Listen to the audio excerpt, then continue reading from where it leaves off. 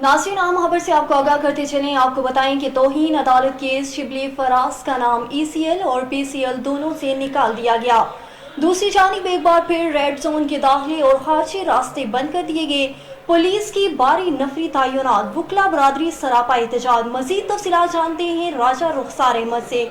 जी रुखसार, तफसीलात से आगाह कीजिएगा। जी, मैं इससे मौजूद हूँ इस्लामाबाद हाई कोर्ट के बाहर और आज एक और अहम केस की समाअत हुई जिसमें शिबली फराज के जो तौहीन अदालत केस था उसमें पेशरफ ये आई कि आज उसका जो नाम है वो ECL और PCL की लिस्ट से जो है खारिज कर दिया गया और उन्हें सफरी पाबंदियाँ जो है आयद की गई थी वो भी ख़त्म कर दी गई। इस हवाले से जो स्टेट अटारनी जनरल था उन्होंने बताया कि ये जो केस था इस हवाले से वज़ीर दिफा के भी कुछ लोग आने थे मगर वो रास्तों की बंदिश की वजह से फंसे हुए हैं और ये जो केस था ये आज निपटा दिया गया।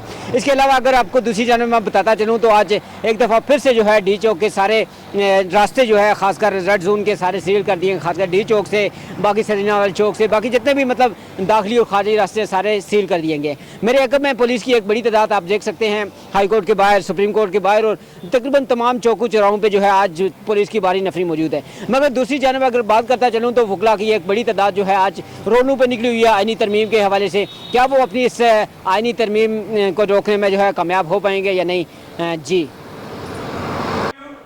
जी नाज़रीन, आपको आगाह कर रहे थे हमारे रिपोर्टर रुखसार जो बता रहे थे कि शिबली सरफराज का नाम ECL और PCL दोनों से निकाल दिया गया और उनका मज़ीद कहना था कि रेड जोन के दाखिली और खारजी रास्ते भी बंद कर दिए गए थे जिसकी वजह से तमाम नाज़रीन को और शहरियों को बहुत मुश्किलात का सामना करना पड़ रहा है।